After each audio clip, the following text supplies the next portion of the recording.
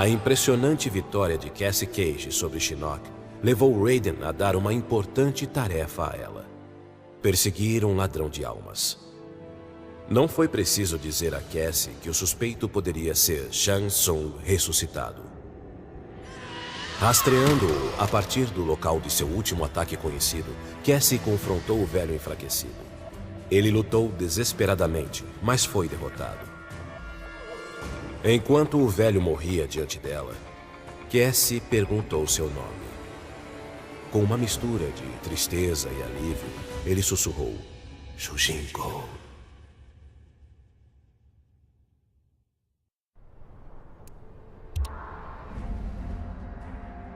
O plano definitivo de Devorah não era destruir Shinnok, mas sim escravizá-lo. Ela implantou larvas, seus filhotes, para se hospedarem no corpo dele. Tendo consumido o poder divino de seu hospedeiro imortal, a cria de Devorah era diferente de qualquer Kaitin que já existiu. Quando amadureceram, eles se espalharam como gafanhotos por todos os mundos. Seu exército de super zangões Kaitins trouxe glória a Devorah, sua amada rainha, e destruição para todos.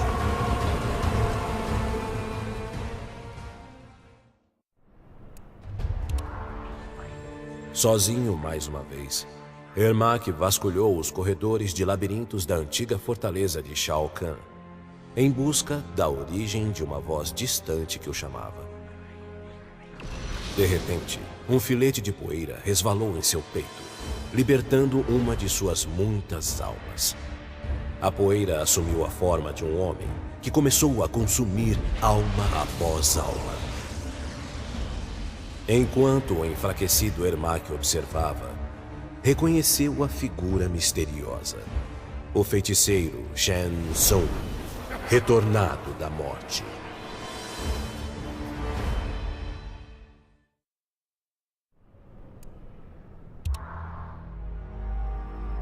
Há quase 150 anos, Aaron Black foi contratado por Shang Tsung para assassinar um guerreiro do plano terreno.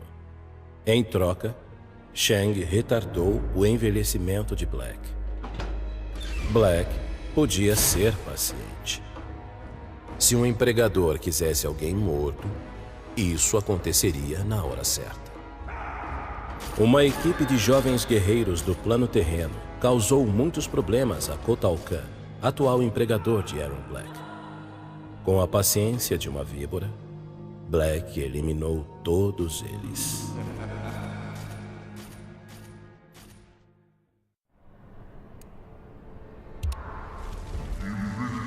Por muitos anos, Farah e Thor formavam um par simbiótico, como é normal em sua espécie.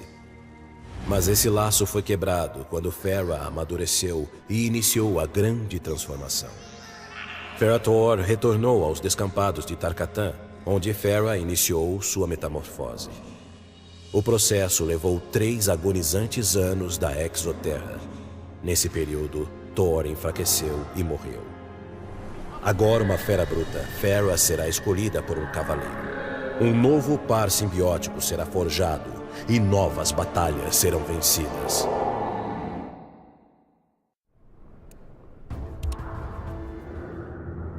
Os Shokan tornaram-se párias quando se recusaram a ajudar qualquer lado na guerra civil da Exoterra.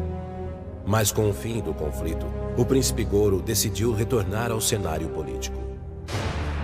Os exércitos de Kotal Kahn estavam enfraquecidos por anos de batalha. Os rebeldes de Mileena estavam espalhados. Foi fácil para os Shokan tomarem o controle. O recém-coroado Imperador Goro mandou exterminar seus rivais. Nenhum Oshtek, Kaitin, Edeniano ou Tarkatânio iria usurpar seu trono.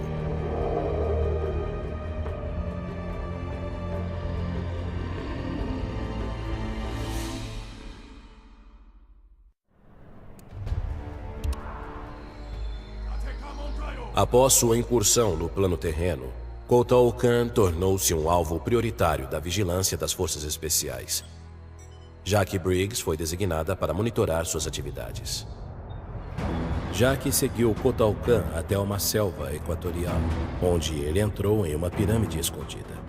Lá dentro, Kotal pegou uma caveira brilhante de cristal. Jaque atacou o Imperador e fugiu, levando o objeto. Jaque foi elogiada por seu trabalho, mas ela suspeitava que Kotal Kahn quisesse sua interferência o tempo todo.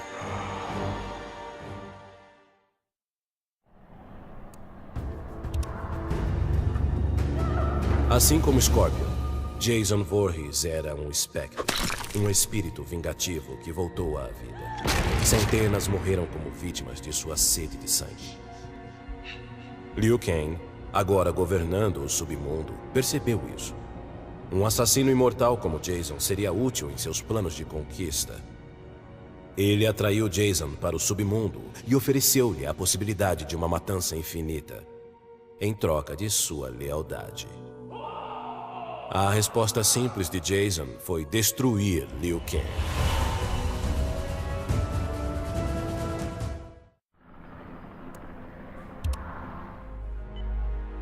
Após a queda de Shinnok, Johnny Cage, ainda hospitalizado, pediu a Jax que liderasse seu esquadrão. Jax concordou. Era uma chance de ficar mais perto de Jaque e protegê-la. Embarcando em seu transporte após uma missão de rotina, o maior medo de Jack se realizou quando o mercenário Aaron Black saiu do porão de carga e disparou contra os jovens heróis. Felizmente para Jack e companhia, os reflexos rápidos de Jax e seus braços à prova de balas desviaram as balas do assassino. Jax dominou Black rapidamente. Então ele ficou em choque, enquanto uma mancha vermelha se espalhou em seu peito.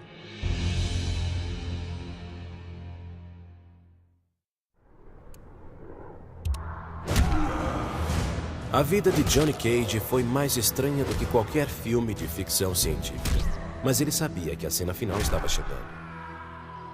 Com a orientação de Raiden, Johnny conseguiu navegar até a fortaleza de Shang Tsung na ilha abandonada, onde sua aventura havia começado, para contemplar seu futuro. Entre as ruínas, Johnny encontrou um livro antigo.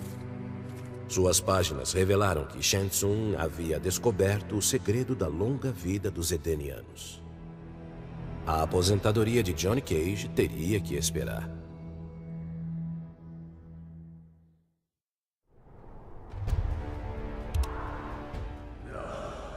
Kano sempre foi um sobrevivente, mas nem ele poderia escapar do destino.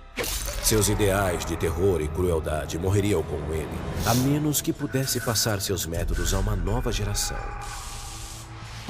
Combate, armas, sabotagem tecnológica, tortura, tudo seria parte do currículo. Mas antes que seus alunos pudessem aprender suas técnicas, Kano iria eliminar a fraqueza deles. Eles iriam entender ou morrer tentando. O primeiro pupilo de Kano? Seu próprio filho. A aula havia começado.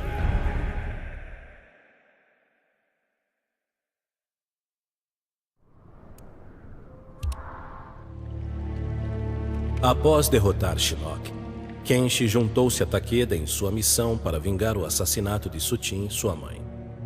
Suas viagens os levaram a uma caverna em que ele e Takeda libertaram um homem, Taven, preso em uma estalagmite. Kenshi disse a Taven que seu irmão, Dagon, era o fundador do clã de assassinos do Dragão Vermelho. Dagon não só havia matado Sutin, mas também os pais dele e de Taven. Juntos, Kenshi, Takeda e Taven sitiaram a base do Dragão Vermelho. Dagon foi vitimado pela fúria de Kenshi. O assassinato de Sutin havia sido vingado.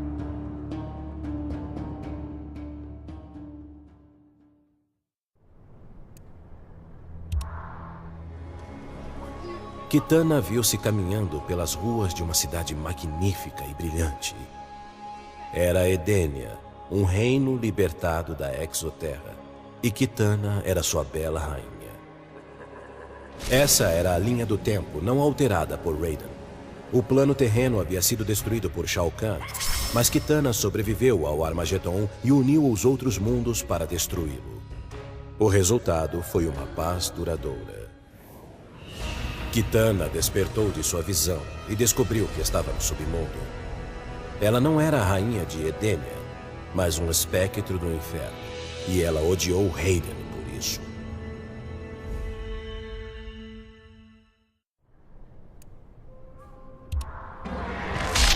Kotal Kahn retornou à Exoterra decidido a reconstruir suas forças. Mas Raiden o derrotou com um ataque surpresa e conquistou o domínio da Exoterra. Desesperado, o Imperador pediu a ajuda dos deuses ancestrais para preservar sua soberania. Eles concederam seu desejo, invocando a competição mais sagrada de todas. Assim, uma vez a cada década, Kotal Kahn precisa recrutar seus maiores defensores para enfrentar os desafiantes de Raiden no Mortal Kombat.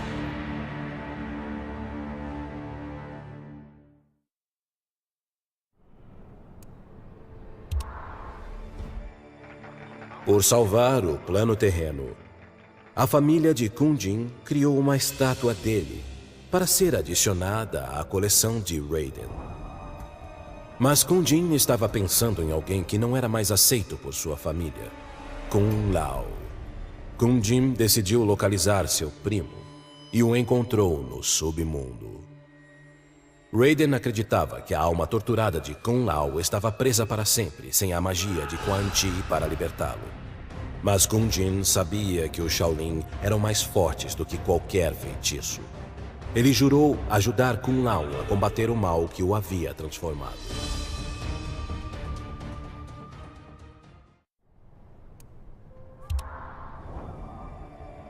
Após a derrota de Shinnok, Kung Lao acabou ficando preso no submundo. Sua alma corrompida pela magia negra de Quan Chi. Ele teria ficado lá se não fosse pela ajuda de seu primo Kun Jin. Juntos, sua força Shaolin repeliu o mal por tempo suficiente para que Kung Lao escapasse daquele mundo sinistro e controlasse seus demônios internos. Comprometido, mas não perdido, Kung Lao agora existe como um agente de vingança. Ele não terá piedade do mal.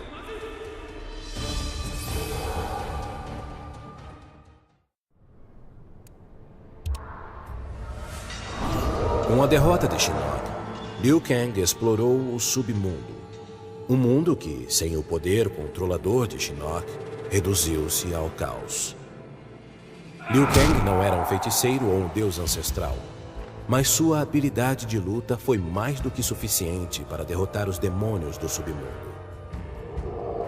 Liu Kang compreendeu que o submundo estava vulnerável e que ele gostaria de governá-lo. Ele assumiria o trono de Shinnok, já pensando na conquista de outros mundos.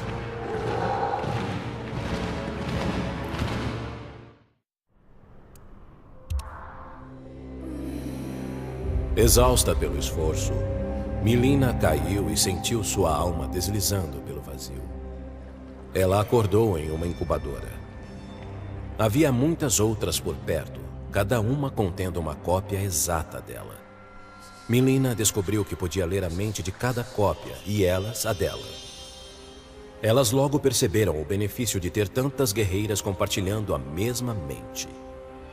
Enquanto elas planejavam a vingança contra seus inimigos, o arquiteto do despertar de Mileena ria discretamente.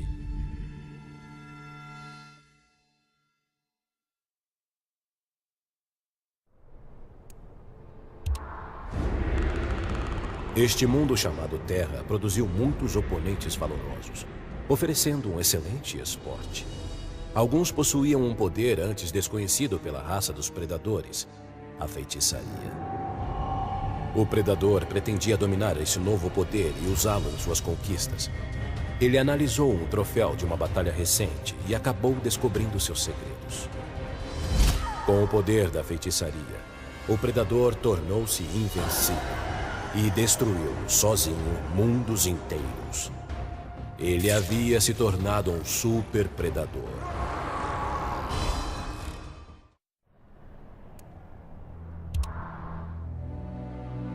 Quan Chi foi um servo de Shinnok por muito tempo. Sua atuação para libertá-lo da prisão não passou despercebida pelos deuses ancestrais. Shinnok não era mais uma ameaça, mas os atos de Quan Chi deram origem a um novo poder. Após muitos debates, os deuses ancestrais fizeram um plano para reequilibrar esse poder antes que ele aumentasse mais.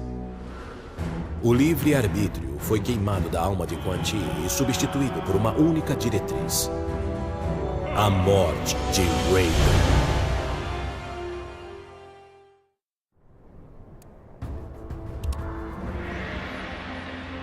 Após milênios de luta contra os inimigos do plano terreno, Raiden começou a pensar se a defesa seria o melhor caminho para a paz.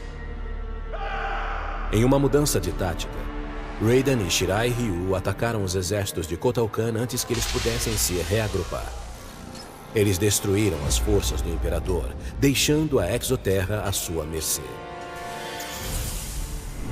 Raiden, vitorioso, conquistou o domínio sobre a Exoterra. A primeira de muitas ameaças ao plano terreno havia sido removida.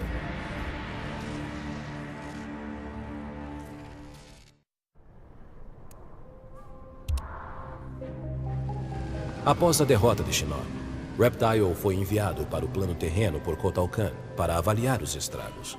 Essas informações poderiam ser úteis em conflitos futuros. Após encontrar uma caverna que desmoronou durante a crise, Reptile ficou em choque ao ver raptores saindo de lá. Ao contrário do resto de sua raça, esses raptores não trocaram o plano terreno pelo mundo condenado de Zaterra, ficando escondidos em segurança. Não mais sozinho, Reptile jurou permanecer com seu povo redescoberto e reconquistar sua terra natal no plano terreno.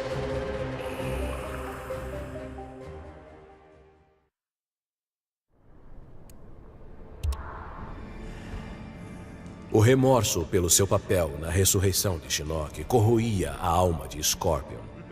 Seu desejo por vingança levou o plano terreno à beira da destruição. Scorpion se ofereceu para cometer harakiri e redimir-se de sua ofensa. Mas Raiden sugeriu uma alternativa mais produtiva. Em vez da morte, Raiden condenou Scorpion à vida. Ele infundiu em Scorpion uma pequena parte do poder do Jinsei, vinculando-o à essência do plano terreno. Scorpion e seu clã Shirai Ryu protegeriam o Jinsei e o plano terreno para sempre.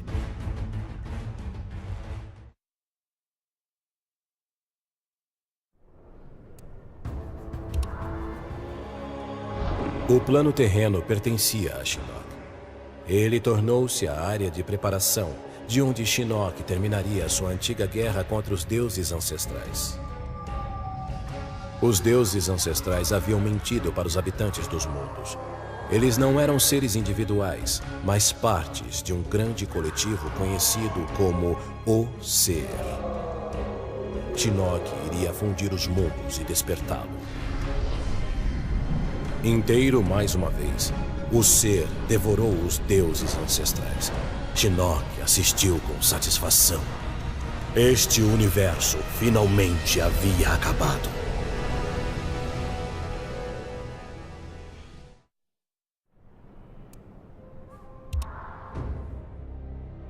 Exausta por causa de suas provações, Sonya caiu em um sono profundo e começou a sonhar.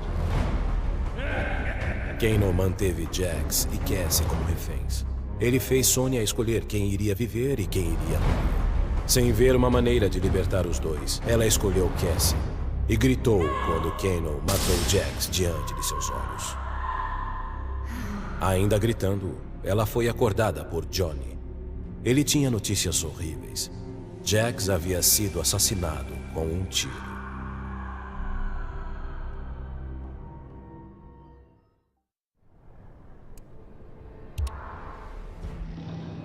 O grão-mestre Sub-Zero sabia que seu clã, o Lin Kuei, precisaria de muito mais do que artes marciais para proteger o plano terreno contra ameaças futuras.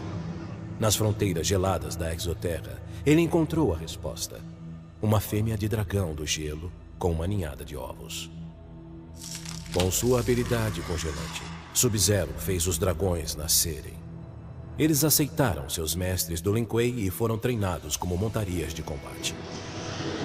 Com uma força de guerreiros montados em dragões, o Lin Kuei tornou-se uma lenda. ninguém arriscaria um conflito com o plano terreno.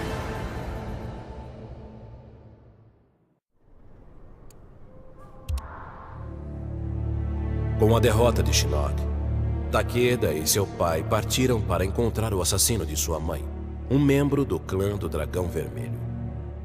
Usando a tecnologia das forças especiais, Takeda localizou a base do clã e, juntamente com Kenshi, infiltraram-se disfarçados em suas fileiras. Nas profundezas da Fortaleza da Montanha, Takeda descobriu um dragão de verdade, prisioneiro do clã. A criatura usou sua magia para adivinhar o nome do assassino e transportou Takeda e Kenshi para uma caverna distante. Lá eles encontraram um homem preso em uma estalagmite. O dragão havia dito que esse homem também teria motivos para confrontar o matador de Sutin. Takeda começou a libertá-lo.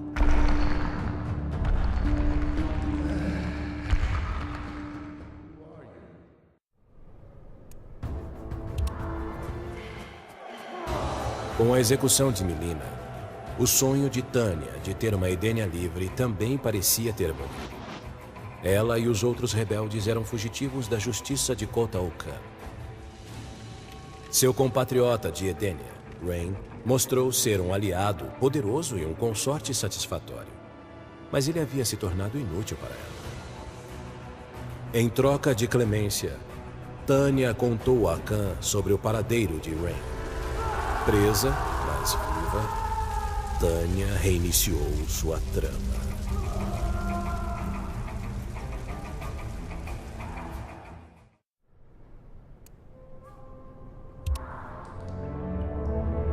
Supervisionando Shinnok, Tremor deleita-se com seu poder.